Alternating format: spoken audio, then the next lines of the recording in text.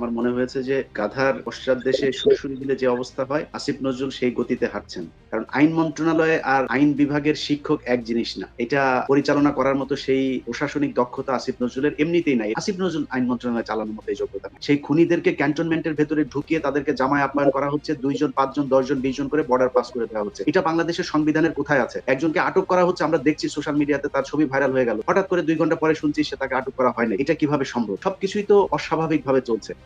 আমি তো আর আমার পক্ষে তো আর সব বিষয় নিয়ে কথা বলা উচিত না, কথা বলা সম্ভব না। আমি মনে করি গণমাধ্যম ঠিক হওয়া সবার আগে প্রয়োজন। আসিফ নজরুল আপাত মস্তক একজন মিথ্যুক, একজন বাজে লোককে সরকারে বসিয়ে রাখা হয়েছে। যতক্ষণ পর্যন্ত ওনাকে ঘাড় ধাক্কা দিয়ে এই মন্ত্রণালয় থেকে বের করে না দেওয়া হবে, আমার এই প্রচেষ্টা অব্যাহত থাকবে এবং ঢাকা বিশ্ববিদ্যালয় থেকে ওনাকে বহিষ্কার করতে। দর্শক, আজকের এই ভিডিওটি দেখলে আপনারা রীতিমতো অবাক হয়ে যাবেন। আপনারা জানেন ইতিমধ্যে আওয়ামী লীগ সরকারের পতন হয়েছে। এখন ক্ষমতায় আছেন অন্তর্বর্তী সরকার ডক্টর মোহাম্মদ ইউনূস। অন্তর্বর্তী সরকারের মাননীয় উপদেষ্টা ডক্টর মোহাম্মদ ইউনূস থাকাকালীন দেশে কি কি ঘটনা ঘটে যাচ্ছে তা আপনাদের প্রমাণ সহকারে দেখাবো। দর্শক, কথা আর বাড়াবো না, ভিডিওতে চলে যাব। তার আগে আপনাদের কাছে ছোট্ট একটি অনুরোধ, আপনি যদি আমাদের চ্যানেলে নতুন দর্শক হয়ে থাকেন তাহলে অবশ্যই চ্যানেলটি সাবস্ক্রাইব করে পাশে থাকা বেল আইকনটি বাজিয়ে দিতে ভুলবেন না। যারা অলরেডি আমার চ্যানেলটি সাবস্ক্রাইব করেছেন তাদেরকে জানাই অসংখ্য ধন্যবাদ। চলুন ভিডিওটি শুরু। দেখলাম একই রকমের ছবি দিয়ে তারা নিউজটা করেছে। হঠাৎ করে দেখলাম একটা ছবি ভাইরাল হয়েছে। সেটা হচ্ছে আহ আসিফ নজরুলের যেই শাশুড়ি, আসিফ নজরুলের শাশুড়ির নাম আপনারা জানেন, শাবন হুমায়ুন আহমেদের আহ কি বলবো, স্ত্রী বলি, যাই হোক। তো হুমায়ুন আহমেদের স্ত্রী হচ্ছে এখন আসিফ নজরুলের শাশুড়ি কাম বান্ধবী। তো এই শাশুড়ি কাম বান্ধবীর একটা পোস্ট ভাইরাল হয়েছে। তিনি সেটা পোস্টটা বোধহয় 2020-21 এরকম, মানে এই উপদেষ্টা হওয়ার আগের ঘটনা। সেখানে আসিফ নজরুলের একটা পোস্ট করেছিলেন। সেই পোস্টের ভেতরে গিয়ে এক মেয়েও সে ওই ওদের ক্লাসেরই, ওরা যেই ক্লাস বিলং করে ওই ক্লাসেরই একজন। সে গিয়ে কোন একটা পোস্ট করেছে, আমি চিনি না তাকে, সম্ভবত নায়িকা গায়িকা কিছু একটা হবে। সেইটাতে পোস্ট করার কারণে শাওন আবার গিয়ে বলেছে আমার জামাইয়ের দিকে তাকালে চোখ উপড়ে ফেলবো। হুম, তো এখন আমি মনে করি আসিফ নজরুলকে নারী ও শিশু বিষয়ক এবং সংস্কৃতি মন্ত্রণালয়ে খুব দ্রুত তাকে ওইখানে পাঠানো বদলি করে। কারণ আইন মন্ত্রণালয়ে আর আইন বিভাগের শিক্ষক এক জিনিস না। এটা পরিচালনা করার মতো সেই প্রশাসনিক দক্ষতা আসিফ নজরুলের এমনিতেই নাই। এটা ঠাট্টা বা আমাদের অভিযোগ আমাদের কথা শুনে নাই এই জন্য না, এমনিতেই নাই। এখানে কোন একজনকে হইতে হবে যার কিনা আইন পেশায়, সে হইতে পারে সে বিচারক, হইতে পারে ব্যারিস্টার, হইতে পারে ওই ধরনের কোন একজন কেউ, তারা আইন মন্ত্রণালয়ের দায়িত্ব নিবে। আসিফ নজরুল আইন মন্ত্রণালয় চালানোর মতো এই যোগ্যতা নাই। এবং আসিফ নজরুল এখন যেটা করছে বিভিন্নভাবে, যেটা শুনছি যে তিনি কোন একটা টেলিভিশন চ্যানেল থেকে যদি নাকি কোন একজন পুরুষ ফোন করে যে স্যার আপনার একটা বক্তব্য দরকার, উনি রেসপন্স খুব আস্তে আস্তে করেন। কোন নারী যদি করেন খুব দ্রুত উনি ইন্টারভিউ দেন। আর নারীদেরকে ছাড়া ওনাকে এখন পাওয়া যায় না, এরকম টেলিভিশন মালিক, তারপরে টেলিভিশনের বিভিন্ন জনের কাছে কথা বলে শোনা যাচ্ছে। এখন মূল কথায় আসি যে আসিফ নজরুলকে আমরা গত 7-8 দিন ধরে এই মাহমুদুর রহমান ভাই দেশে যাবে এটা মোটামুটি ঘোষণা দিয়ে যাওয়া হয়েছে। এরকম না যে মাহমুদুর রহমান ভাই খুব গোপনে দেশে ঢুকেছেন। তারপরেও সরকারের পক্ষ থেকে কেন কোনো ধরনের ব্যবস্থা নেওয়া হয় না? যে উনি যে আসছেন ওনার ব্যাপারে তো সব তথ্য জানে, সরকারের কাছে আছে যে ওনার নামে কয়টা মামলা আছে, কি কোনো ব্যবস্থা নেওয়া হয়নি। এখন ওনারা একটা ন্যারেটিভ তৈরি করার চেষ্টা করছেন, সেটা হচ্ছে আসিফ নজরুল এই কি বলে মাহমুদুর রহমানের বিরুদ্ধে যে মামলা ছিল সেই মামলায় 7 বছরের কারাদণ্ড, এই মামলার যে ধারা সেই ধারা অনুযায়ী এইটাতে তাকে জামিন দেওয়া সম্ভব হয় না। গতকালকেও যে কথাটাই বলেছে যে এখন কোনো সাধারণ সরকার নাই দেশে, এদেশে একটা বিপ্লবী সরকার। সেই বিপ্লবী সরকারের যেভাবে সংবিধান ভায়োলেট করে তারা সরকার পরিচালনা করছে, এই মাহমুদুর রহমানের ক্ষেত্রে সেটা করা সম্ভব ছিল।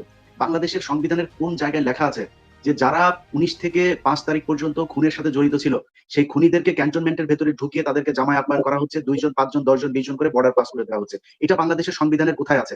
একজনকে আটক করা হচ্ছে, আমরা দেখছি সোশ্যাল মিডিয়াতে তার ছবি ভাইরাল হয়ে গেল। হঠাৎ করে 2 ঘন্টা পরে শুনছি সে তাকে আটক করা হয় নাই। এটা কিভাবে সম্ভব? সবকিছুই তো অস্বাভাবিক ভাবে চলছে। তাহলে শুধু মাহমুদুর রহমানের ক্ষেত্রেই এত আইন, এত স্বাভাবিক, এত স্বচ্ছতা দেখানোর প্রয়োজন মনে হলো সরকারের? এটা আমাদের কাছে ভালো লাগেনি। এখন আমাদের সোশ্যাল মিডিয়াতে আমরা কথা বলছি আর ধমক টমক দিচ্ছি, এটাতে ওই গাধার পিছনে সুড়সুড়ি দেওয়ার মতোই মনে করছে যে যা যা সুড়সুড়ি দেয় দেখ, এটা চলে যাবে। এই জায়গায় কনক ভাই থাকা যাবে না। আমি আজকে আপনাদের যারা এই প্রোগ্রাম দেখছেন তাদের সবার উদ্দেশ্যে বলতে চাই, আমার এখানে অতিথি যারা আছেন তাদেরকে বলতে চাই, আমরা রাজপথে একদম যেগুলো যেই যে অন্যায় অনিয়ম হচ্ছে, সার্জিস আলম এখানে আছেন, হাসনাত আব্দুল্লাহ কালকে ছিলেন, এই প্রশাসনে 2 জন ছাত্রদের প্রতিনিধিও আছেন। সো যারা বিপ্লব করেছেন তারা জানে যে তারা কেন বিপ্লব করেছেন। এইখানে আলী ইমাম মজুমদারের মতো এইসব চোর বাটপার সারা জীবন সরকারের টাকা পয়সা গিলে উত্তরা, গুলশান, ধানমন্ডি বিভিন্ন জায়গায় বাড়িঘর করে তারপরে এখন এসে হঠাৎ করে চেয়ারে বসে গেছে, তারা তো জানে না যে এই বিপ্লবটা কিভাবে হয়েছে, কাদের রক্ত গেছে, কিছুই জানে না তারা। তারা তাদের মতো করে আলী ইমাম মজুমদার সব জায়গায় নাক গলাচ্ছে, পুলিশ থেকে শুরু করে সব নিয়োগে তারা নাক গলাচ্ছে। এখন এই লোকগুলো যে এইখানে আছে, এদের ব্যাপারে কথা বলবে, এদেরকে তো ফোর্স করতে হবে। সেই ফোর্স করার জন্য একটা ফোর্স এই দেশে দরকার। এখন সেটার জন্য আমরা মনে করি যে আমাদের একটা প্ল্যাটফর্ম থাকা দরকার। আমি মিনার ভাই, অনুপ সরোয়ার আর মাহমুদ ভাইয়ের সাথে কথা হয়েছে, মুশফিক ফজল আনসারী থেকে শুরু করে আমাদের শফিক রহমান, সবার সাথেই কথা হয়েছে। আমরা যেটা করতে চাচ্ছি যে একটা বৈষম্য বিরোধী গণমাধ্যম পরিষদ তৈরি করবো। এটার নামটা এক্স্যাক্টলি এইটাই হবে কিনা সেটা নিয়ে আমাদের এখন আলোচনা হয়নি পুরোপুরি, তবে মোস্ট প্রবাবলি এই নামটাই বোধহয় থাকবে।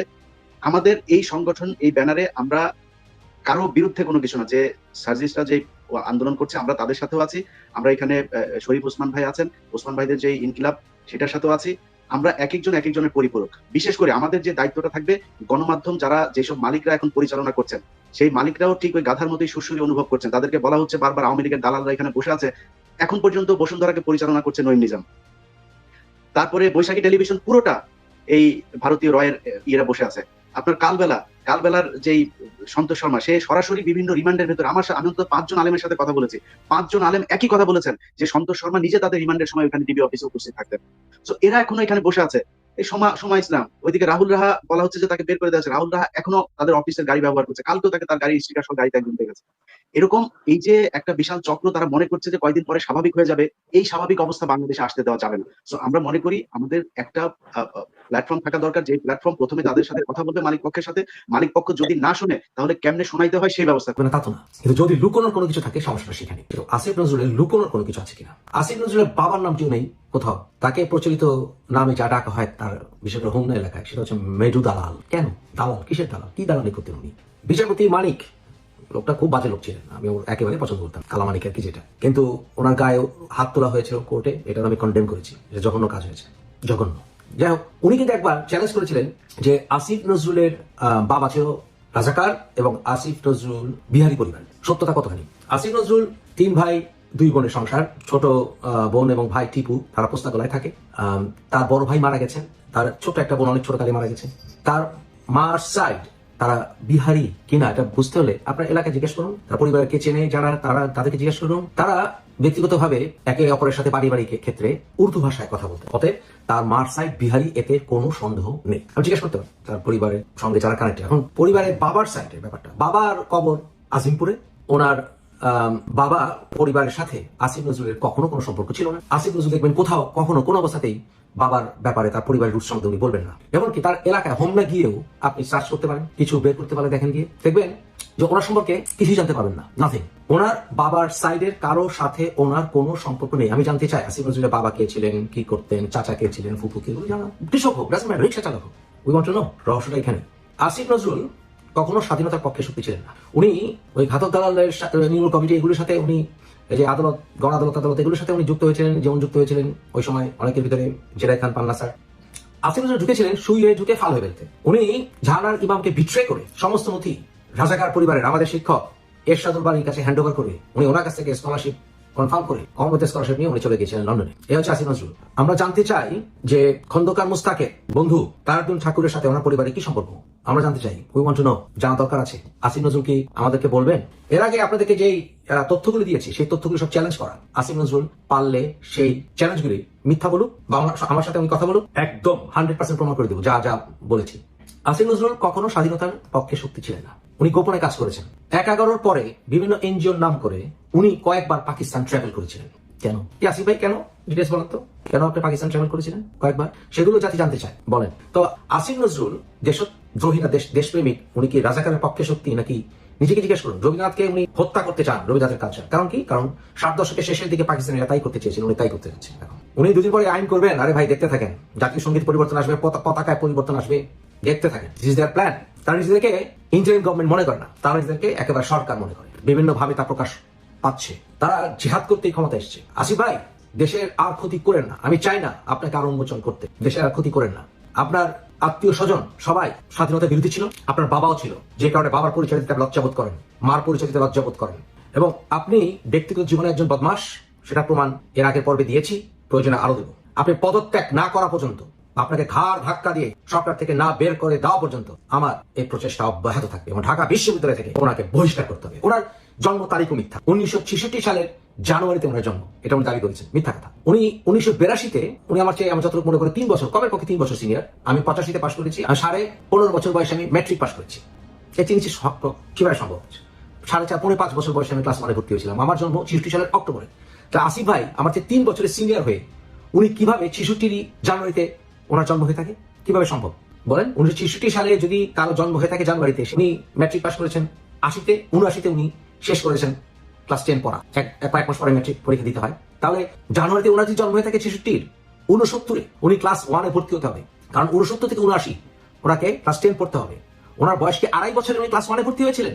ওনার বয়স কি 2.5 ছিল? ওনার বন্ধু চাইনা লাইনের আমিরুল ইসলামকে জিজ্ঞেস করলেই হয়। মিথ্যুক, ওনার বয়স মিথ্যা, ওনার নাম মিথ্যা। উনি কোন আইনের বলে উনি আসিফ নজরুল নামে সরকারি নথিপত্র সই করেন, এবং কোন অধিকার বলে এবং কোন আইনে সরকারের বিভিন্ন সার্কুলেশন ওনার এই ছদ্ম নামে ওরফে নামে সার্কুলেটেড হয়? উনি কি ডিট পোল করে ওনার কি নাম অফিসিয়ালি উনি লিগালি চেঞ্জ করেছেন? তা তো না। তাহলে সরকার এই কাজগুলো করে কিভাবে? উনি হজ করে এসেই ওনার বিকৃত ইসলামের অনুবাদের টার্গেট উনি সেট করেই ফেলেছিলেন। আপাত মস্তক একজন মিথ্যুক, একজন বাজে লোককে সরকারে বসিয়ে রাখা হয়েছে যতক্ষণ পর্যন্ত ওনাকে ঘাড় ধাক্কা দিয়ে এই মন্ত্রণালয় থেকে বের করে না দেওয়া হবে। আমি আরো দর্শক, সম্পূর্ণ ভিডিওটি দেখলেন, আশা করি বিষয়টি বুঝতে পেরেছেন। এই নিয়ে আপনার গুরুত্বপূর্ণ মন্তব্যটি অবশ্যই কমেন্ট বক্সে জানিয়ে দিবেন। ধন্যবাদ।